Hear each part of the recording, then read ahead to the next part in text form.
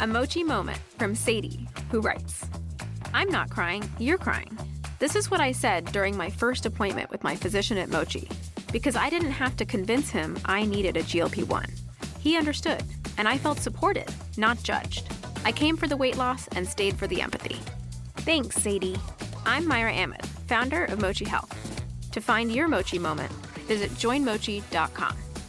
Sadie is a Mochi member compensated for her story. Whenever I need to send roses that are guaranteed to make someone's day, the only place I trust is 1-800-Flowers.com. With 1-800-Flowers, my friends and family always receive stunning, high-quality bouquets that they absolutely love. Right now, when you buy a dozen multicolored roses, 1-800-Flowers will double your bouquet to 2 dozen roses. To claim this special double roses offer, go to 1-800-Flowers.com/podcast. That's 1-800-Flowers.com/podcast. How do you write a history if you're not quite sure which, if any, of your sources is telling the truth? All historians have to deal with sources who exaggerate or mislead, or just come from different perspectives. But my guest today had to wrestle with this question on a whole different level for his newest book. Were his subjects performing miracles or conning people with magic tricks? And in the end, does it really matter? This is Drafting the Past, a podcast about the craft of writing history. I'm Kate Carpenter, and in today's episode, I'm joined by Dr. Raphael Cormack. Thanks so much for having me. Raph is an editor, writer, and translator, as well as an assistant professor of modern languages and cultures at Durham University in the United Kingdom. He is the author of 2 books. The first, Midnight in Cairo, The Divas of Egypt's Roaring Twenties, was published in 2021 and is now available in paperback. And his newest book, out earlier this year, is Holy Men of the Electromagnetic Age, A Forgotten History of the Occult. In it, he follows 2 charismatic and mysterious faith leaders who emerged in the uncertain interwar period in Europe and the Middle East. We talked about how he dealt with those deeply unreliable sources, why the narrative structure that came so easily in the first book didn't work out for the second one, and, well, about his mother. You'll see what I mean. Here's my conversation with Dr. Raphael Cormack. Like a lot of people who work in modern languages, which I feel like I kind of sit somewhere in a place where I don't quite understand between languages and history and literature, I think I really started out translating. So while I was doing my PhD, I edited a volume of Sudanese short stories. I don't think I see myself really as a particularly good translator. I don't think I'm terrible, I hope. But there are some people who really, turn translation into an art form.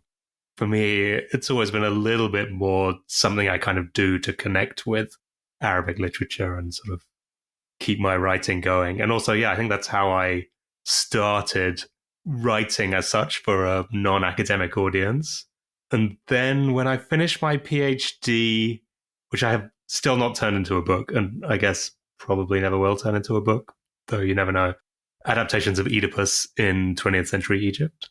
Perhaps someone's knocking at the door. But when I finished that, I was kind of didn't really know what to do and had really found some incredible sources and some incredible stories of the 20th century Egyptian theater movement and, the whole scene, the nightclub scene, the pop music scene, all of that kind of stuff, which had not fit at all into my PhD. But I figured there was something to be done with it. So instead of writing up the book for my PhD, I instead wrote up that book, which then became Midnight in Cairo, which is my first book about the story of 20th century Egyptian entertainment told through the lives of 7, depending on how you count, of its most prominent women. And that I found to be just a really interesting and productive and very fun kind of, writing's never 100% fun, but sort of fun experience figuring out how to, use those lives to tell a historical story in a kind of crossover academic trade way, which is sort of, like a lot of people who you feature on your podcast, I sort of somehow try and fit into that bracket. Sometimes maybe not always as successfully as I could, but yeah. And then, so that's how I got interested in doing that. And then this second book, which I've just published recently, Holy Men of the Electromagnetic Age, was another attempt to tell kind of a 1920s Egyptian story. At least that's kind of how it started. 1920s Middle Eastern story, but instead of cabarets, it was the occult. That one, I had a lot more difficulty, or a huge number of different drafts trying to really pull all of that together into a comprehensible story. So for my first book, it was actually reasonably simple what the structure ought to be.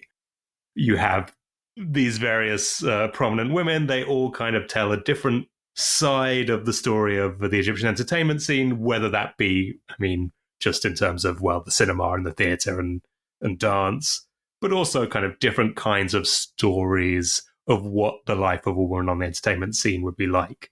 So fitting all of that together was never really the big problem with that book. Whereas when you try and start thinking about the occult, which is what I've been doing with this more recent book, which I think is a really fascinating window onto a lot of the big issues of the 20th century, but it's extremely hard to tie down into a narrative in the same way. I mean, I actually started off basically sort of saying, well, here are roughly 7, can't remember how many it was, beginning, different people who all kind of tell a different aspect of the occult, but it became clear that it just was never going to work out because it was being dragged off in too many different directions. The chronology was all over the place. So in the end, I sort of really focused on 2 main people. In the case of this book, it was a guy, Tahra Bey, who is an Armenian turned Egyptian fakir who went to Europe and basically, depending on exactly how you look at it, swindled a lot of people out of money by assuming this sort of Eastern sheikh persona. And then against him, I kind of put this guy, Dr. Dahish, so he was a sort of figure through whom I told the Middle Eastern side of the story, which was to say there's also this huge kind of occult boom at the same time in the Middle East. And here is a man who starts off as a fakir, then becomes a hypnotist, and then becomes a kind of religious leader. And through him, we can tell sort of the mirror image of the story of Tahra Bey and what's going on. So that eventually became the way that I figured out structuring it, but it really went through a huge number of different iterations. Well, I want to talk a little bit about the practicalities of how you work. So when and where do you like to do your writing? When you have a child, the way that you do your work really changes a lot. I used to just basically try and do a sort of 9 to 5, give or take, maybe a little bit outside of those times, but not really as much as possible. Go to the library. It's always nice to go. I used to work a lot in the New York Public Library when I lived in New York. Now I live in Newcastle. I still try and go to. There's a very nice public library in Newcastle called the Lytton Phil, where you can go and it's sort of free. It's not, collection's not quite as good as the New York Public Library, but it's still a nice place to work. But then when you have a child and then also trying to juggle teaching and sort of academic job responsibilities alongside that, it just becomes much more difficult. And to be honest, my son's only 3 now. I'm not entirely sure I've found the way around it. But yeah, I think this will be a familiar story for lots of people. I try to work late at night, but often it doesn't work, to be honest. I have very good intentions of, well, I'll just go to bed and read this book that I need to read. And I'll spend an hour or 2 just doing that in bed. It'll be nice and relaxing. But immediately I go to sleep. I fall asleep over books like that embarrassingly frequently. Yeah, I know. It's a nice trick if you can get it to work. If that's what you want, is to go to sleep. But it's sometimes frustrating when you think, oh, actually, I should have been working on this book for a bit longer. How do you like to organize yourself? Are there tools that you use? I'm very lax on that too. I've actually got some great advice previously off your podcast, although I have not put it into practice because it's always a bit too late to do it. But one of your guests said that every new project they get, they set up a new email account. So for, call it Holy Men of the Electromagnetic Age. And then every little bit of information that you find, you think, oh, I want to come back to this. Send it to that email account, and then you can search it. It'll be there. That seems like a great way to organize your material. I don't do that. I've also heard William Dalrymple, who says that he just has index cards for a new book. So every time you're working on a new book and it features Cairo heavily, every time you see a nice description of Cairo in 1920, you write it on an index card, index it under that, sort of the old-fashioned way. That also sounds like a great idea, but I haven't done it. I basically have a Dropbox folder into which I'm currently dropping everything and attempting to name the files. Oh, this is important. Read this. And same, to be honest, with writing. I've never actually really tried any, Scrivener or any of these things. I just use Word. So I feel like Scrivener sounds like it should be good. But you can end up kind of overcomplicating things, maybe.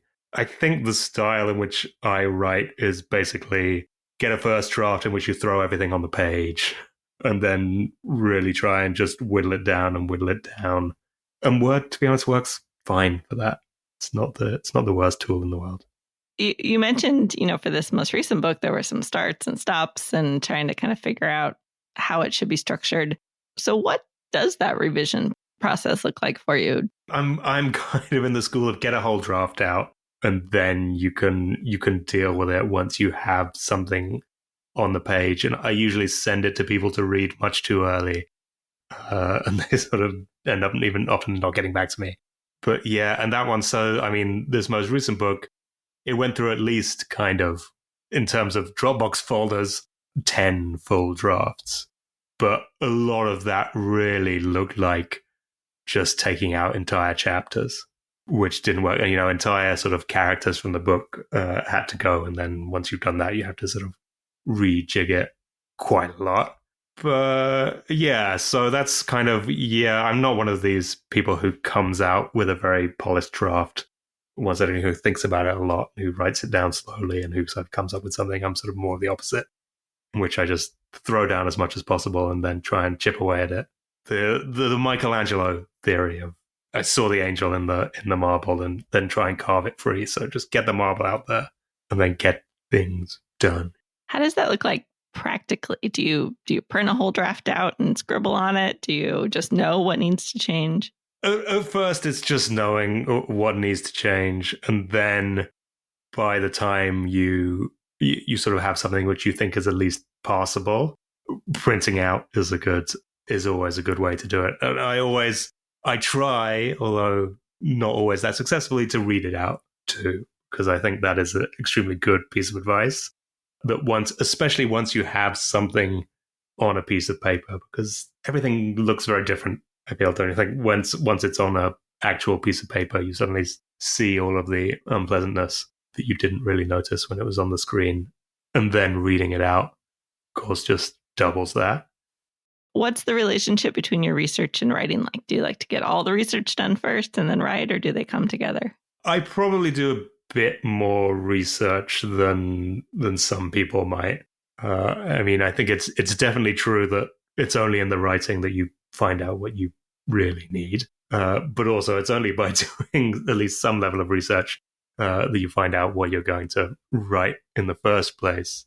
So, I mean, I'm just starting kind of a new project now, which is a biography of this Egyptian anti-colonial activist from the 19th century, Egyptian Jewish, interesting guy who wrote this huge number of satirical newspapers. He's called Abu Nadara, or James Sanua, and he left colossal amounts of material. I mean, he published basically one satirical magazine a month at least, and sometimes more than that, for about 35 years, and they were often quite long. He left some letters too. So that one, I'm really in the process of slowly just reading. I mean, I've been going at it for about a year now, probably, just reading all of these journals and really trying to build a picture of his life before I commit basically anything to the paper. But I mean, I'm sort of about to start writing down with that. And then the moment you start writing down, you realize that, oh, you really need to go back to the original materials again. Did you find, I mean, you've talked a little bit already about how the structure, the process of creating the structure was really different between your first and second books. Did you find that there were things you learned in writing the first book that you applied to the second book? I did, but then they didn't work. That was the problem. And I think it really is true that each project demands its own structure. So the first book, like I say, the structure sort of came quite naturally. Telling stories through lives is always a kind of reasonably straightforward thing to do. I mean, if anything, straightforward, but, more straightforward than other things.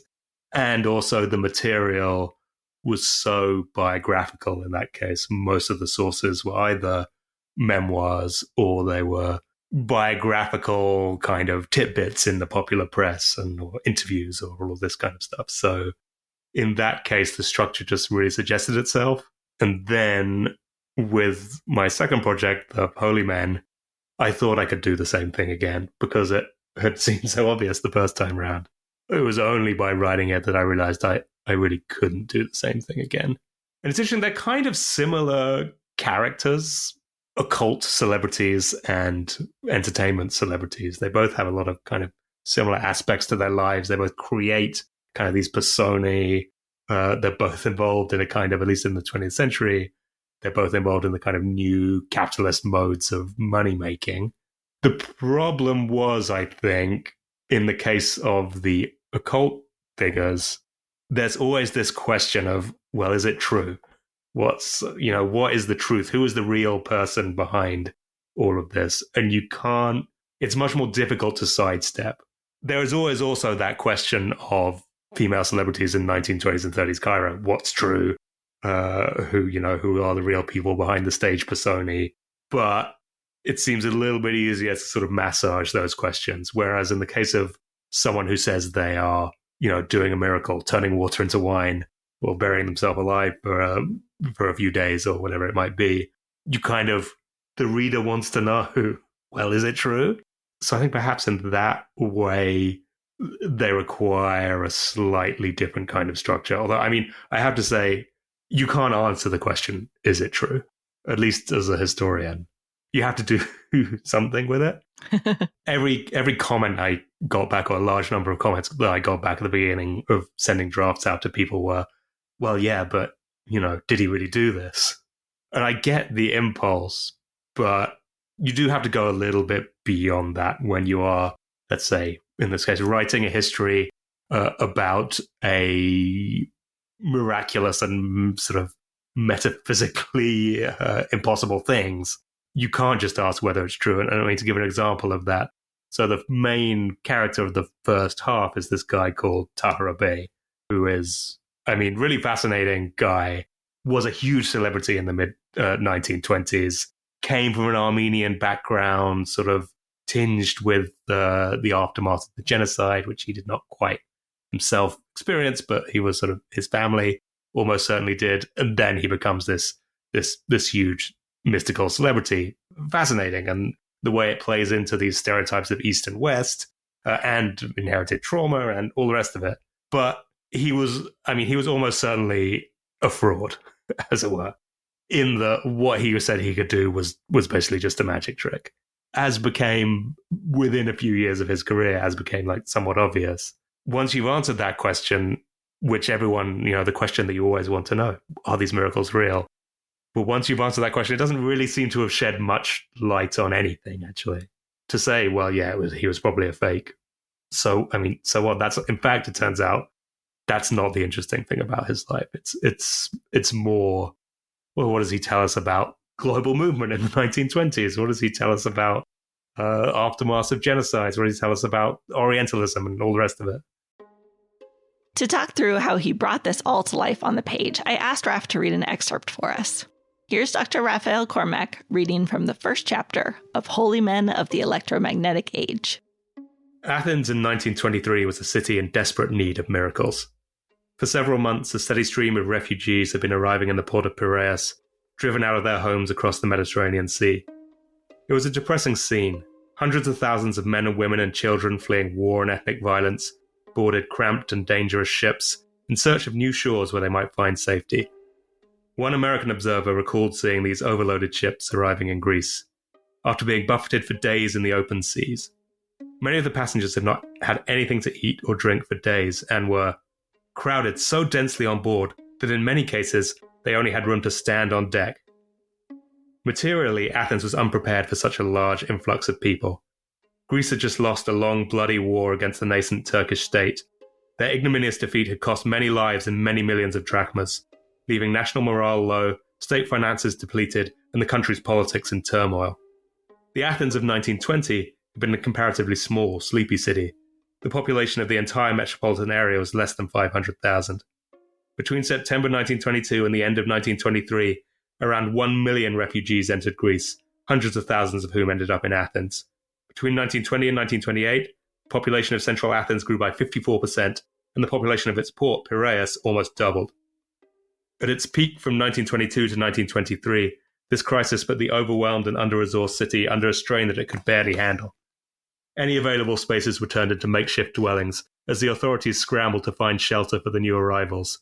Factories, warehouses, and schools were all converted into housing. The National Theatre was taken over, and the private boxes, which had once been reserved for the city's wealthy elite, became homes to entire families. A forced hospitality law was instituted, compelling the rich to open the doors of their large houses to those in need. Those who refused were fined, and the money was funneled back into aid efforts. Still, this was not enough. Many of the newcomers were unable to find places to stay, as the harsh Athenian winter crept in. They slept on the streets, in hastily constructed tents with barely enough clothing to keep out the cold. Accounts of the terrible situation throughout the country began to emerge. One observer from the League of Nations visited a camp in which 5 children had died that morning and 7 children the day before from either cold or malnutrition. So I love this opening line. It's a small thing, but Athens in 1923 was a city in desperate need of miracles. I think that's just great. Did you have that line right away? I think I might have changed it ever so slightly because, and this whole introduction came kind of late, this whole beginning bit. And there's a book which I read a while ago, which probably people might know, Vivian Gornick's Situation and the Story, a sort of writing advice book, in which she basically says, in order to really tell the story, you need to figure out what it's about. And lots of people think, well, when they think of the story, what they're really describing is the situation. Oh, it's set in 1920s Europe that's on the brink of destruction and all the rest of this kind of stuff. But they don't quite know what the story is. And at some point, reasonably late in the writing, though not right at the end, I figured out that what is central to Tahir Bey's story is the fact that he's a refugee and what that means. And the opening line, Athens is a city in desperate need of miracles, what the situation in post-war Europe was like, and why someone like Tahir Bey, this mystic claiming to be from the East, claiming to have lots of secrets, might have some purchase in that world. And I also wanted to connect it not only to the more commonly known story of 1920s Europe, which is Western Europe, essentially, Germany and France having just come out of the First World War. I also wanted to connect it to the fall of the Ottoman Empire, which is what this whole scene basically captures, the refugee crisis after the fall of the Ottoman Empire, and to say, well, actually, this is part of the 1920s story in Europe too. That's why I wanted to start with that bit. I mean, I guess that's why I wanted to start with that line too, just because it's a nice line also. I mean, it gets the point across quite well in a reasonably short sentence. But on top of that, I had figured out, in this case, over the course of the writing it, not before I did it, that all of these things, that the fact that Tahir Bey is an Armenian refugee is central to his story. The fact that the fall of the Ottoman Empire is in some way also central to the story of this entire book. That's one thing that perhaps unites both halves of the book, is they're both stories of the aftermath of the fall of the Ottoman Empire, even though Tahir Bey ends up in Europe that is not really that affected by that.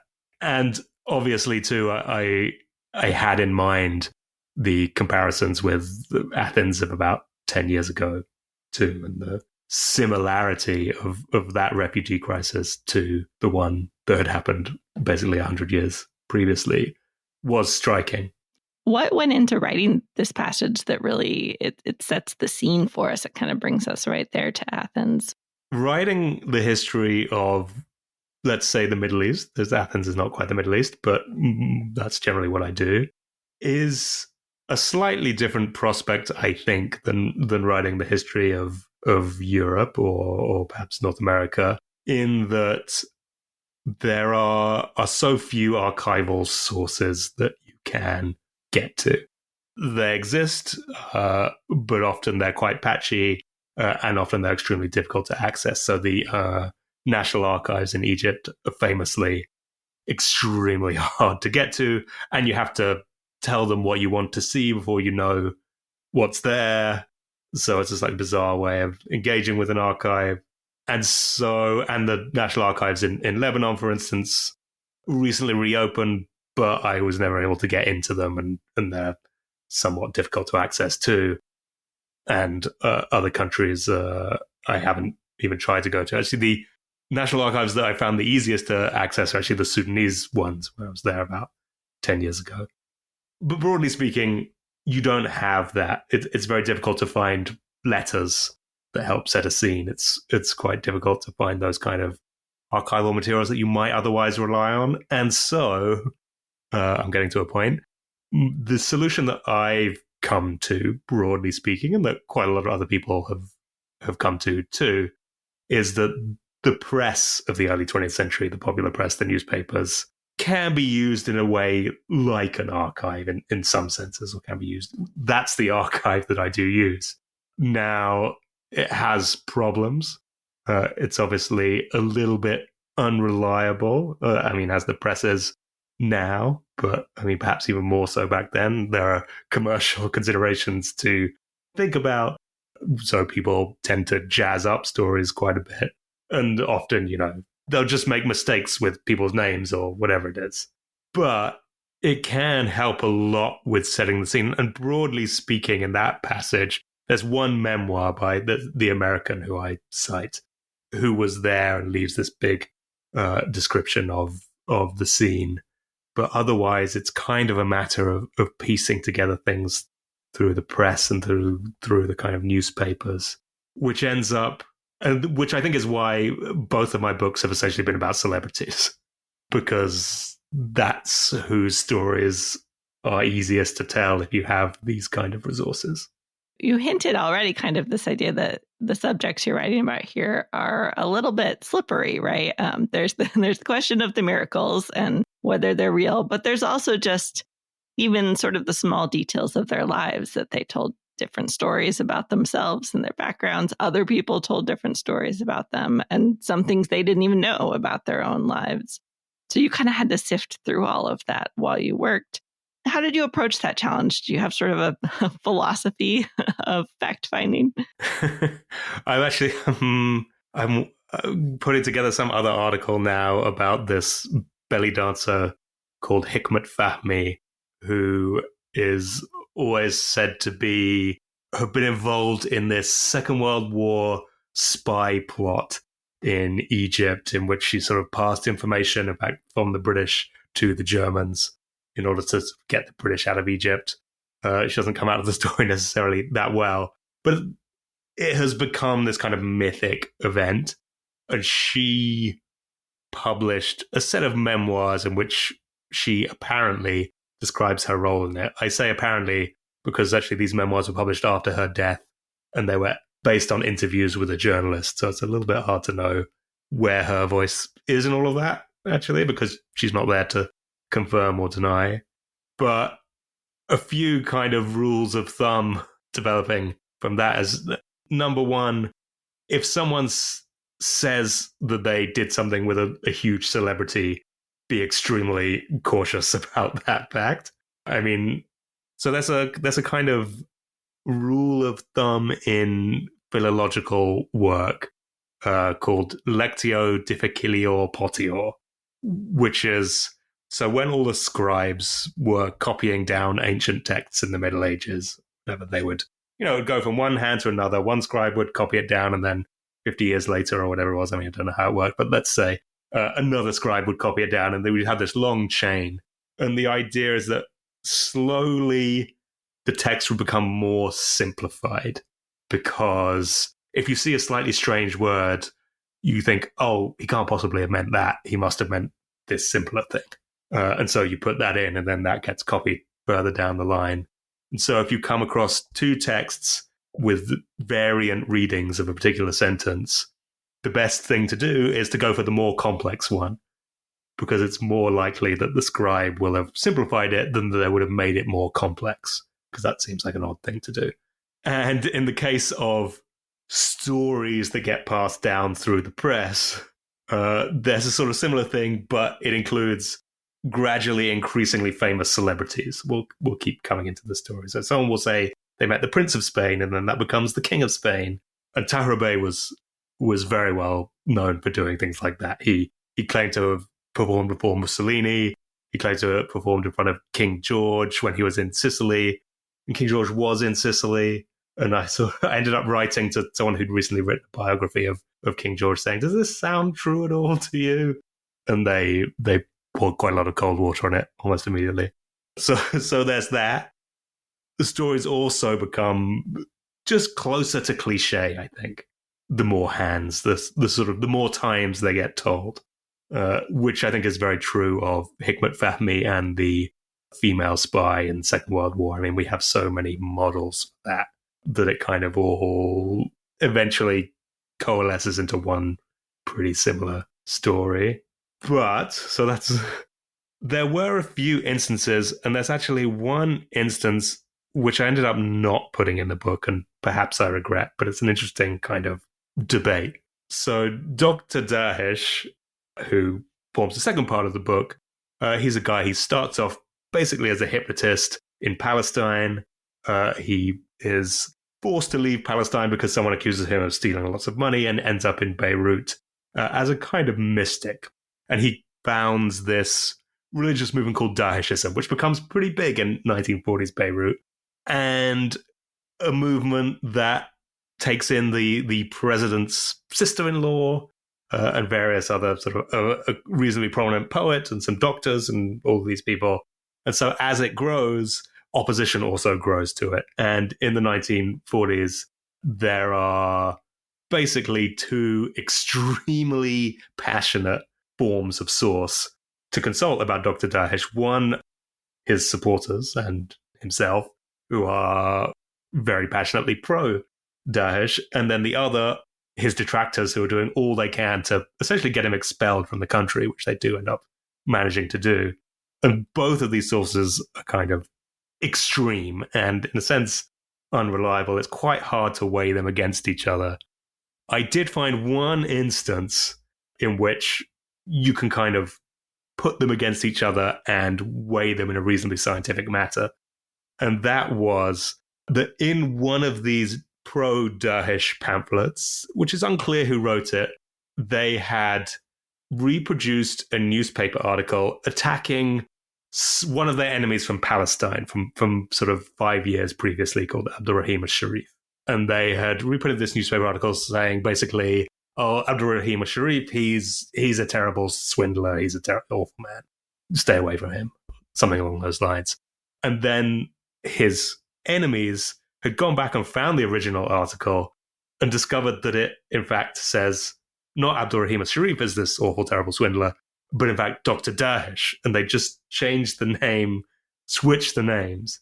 And so here you have two sides to one story, but one which is checkable. So I went back to the original article that they both cited from 1930s Palestine and found out that it said Dr. Dahish, not Abdurrahim al-Sharif. So the Dahish side was lying and the anti-Dahish side was telling the truth. And that was, when I found that, I was like, great, there's a smoking gun here. Finally, I can say one side is less reliable than the other side in this particular matter. But then I didn't put it in, not for any sort of reason other than writing it up, as you might be able to tell from telling the story, is extremely long-winded. You get to it and think, well, how serious really is it? I mean, if we'd known Dr. Dahish wrote that seems significant. But we don't necessarily know that he had done that. It could have just been someone else copying it down wrong. Seems unlikely, but okay, it's possible. Or someone else manipulating this. So what does that really tell us in the end? And I think that kind of chimes with what I was saying before about Taharabe, that there's this huge impulse to figure out who's lying. But then when you do find out, it actually ends up being a little bit sort of, it ends up being anticlimactic and long-winded and complicated. And then you in the end decide, oh, well, actually, this is getting a bit boring. Maybe I won't put it in. I'm not sure if that was the right decision, but that was the decision that I did come to. At the end of this book, you ask readers a question, and perhaps you ask yourself a question aloud, which is, how can you write the history of a myth? And in some ways, the book is an answer to that question. But if I put the question to you right now, do you have an answer? Yeah, I do. And I mean, it is kind of the answer that I then give in the book. And then I sort of cite Jung for some. I mean, I'm not really a big expert in Jung, but he came along and he seemed to sort of answer the question.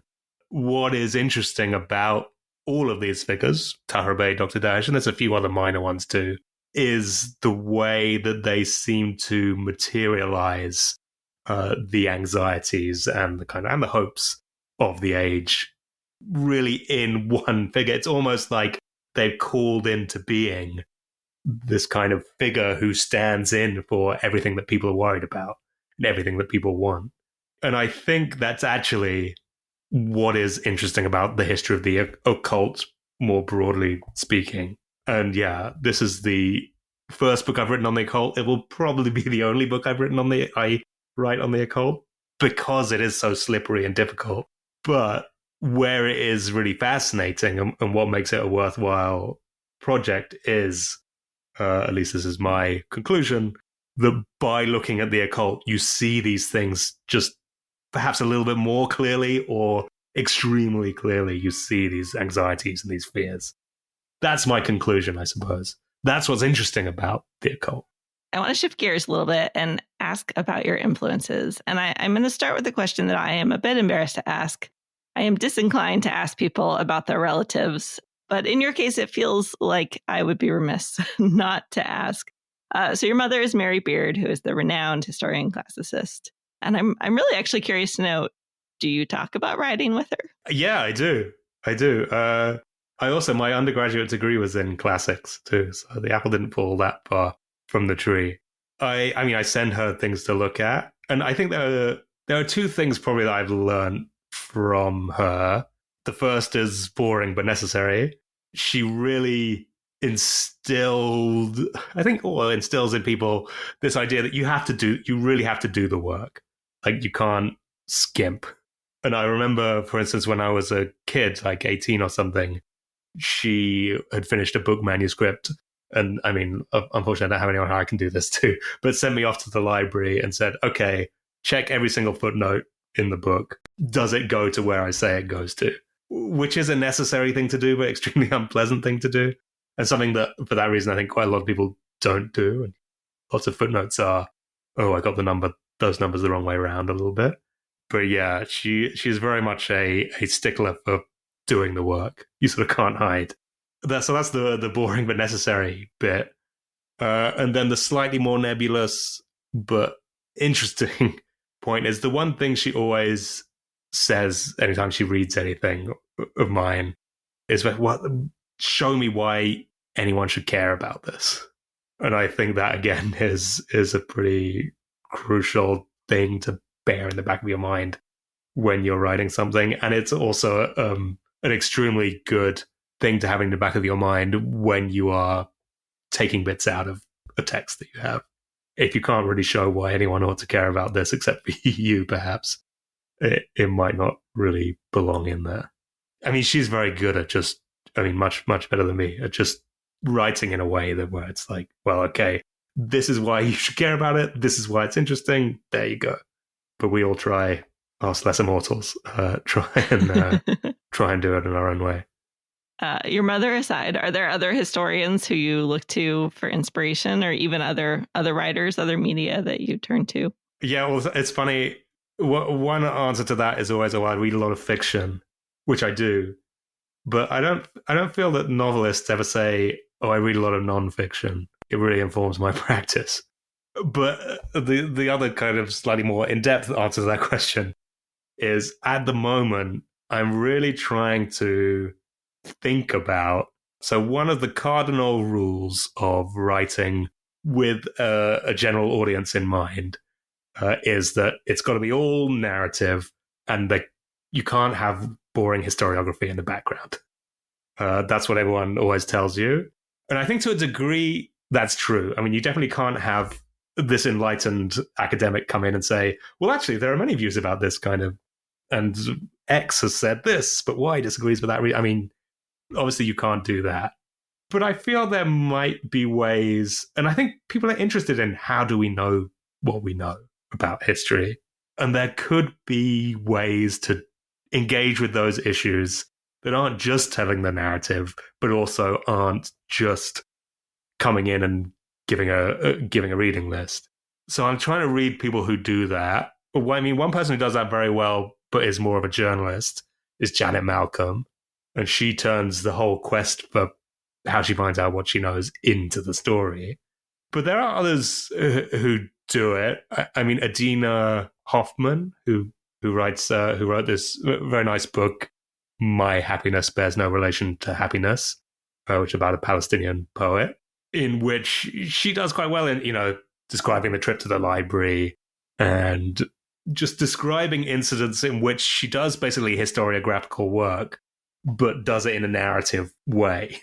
One example of that, so this poet is from a town called Osforia, and I might be misremembering my towns, but there's a big debate over, in 1948, was this town bombed by the Israeli Air Force? And she interviews a guy who was there, an Israeli guy, and who's sort of a left-wing Israeli guy who's very anti-occupation, and she doesn't think would lie about whether or not it was bombed by the Air Force. And he says, no, it wasn't. It wasn't. All these things happened, but that didn't. And then she goes into the archives and finds the piece of paper that says, well, actually it was. And this is a sort of seminal moment in the poet's life, because he is expelled from this town and he has to go to Lebanon and sneak back into the country. But also she manages to tell the story in a way where you don't feel that she is kind of stepping out of the narrative in order to do it. Another book that kind of does that well that just came out is Francesca Wade's book on Gertrude Stein, at least the second half of it. It's all about, turning that's much more Janet Malcolm-y, and, turning the academic debate into a kind of story with characters of its own. But yeah, as of yet, that hasn't influenced how I write, because I'm still a bit scared to delve into all of that kind of stuff. But I think it would be nice to try and figure out a way to do it that isn't jarring. And I think it can be done, because I've just named some people who have done it. Before I let you go, I'll ask you what's the most influential writing advice you've ever gotten? It's a small one, but it's one I think about all the time because it hints at something bigger. And again, another sort of cast iron rule of writing is don't use the word interesting, which I've, broadly speaking, always sort of followed, but haven't. But there was one time when I had the word interesting in a text, and someone crossed it out and gave a good explanation for why you shouldn't have it, which is not the explanation that you normally get, which is it means nothing. The explanation that I was given was, well, it does mean something, but what it means is, look at this thing that I'm writing. Look, here's the point. It's coming up. So you're sort of, and this is a very common thing in academic writing, right? You want to clear your throat a little bit. You want to say, oh, we're about to get to the point now. Pay attention. And no one actually wants to be told, hey, we're getting to the point. So not only do I not use the word interesting, or at least try not to, I'm sure somewhere I do, but going back over work, trying to isolate sentences which really mean nothing, which are just signpost sentences, because we don't need them. And that's a good way, I think, to make writing a little bit less boring. I love that. Well, it's probably a good place to leave us with making writing less boring. Dr. Raph Cormack, thank you so much for joining me on Drafting the Fast to talk about your writing process. Thank you very much for having me. Thanks for joining us for this episode of Drafting the Past. At draftingthepast.com, you'll find links to Raph's books and everything else we talked about in this episode. While you're there, why don't you sign up for the Drafting the Past newsletter too? You'll get updates on the show, more thoughts on the craft of writing history, and maybe even the occasional call for pitches that I stumble across. Until next time, remember that friends don't let friends write boring history.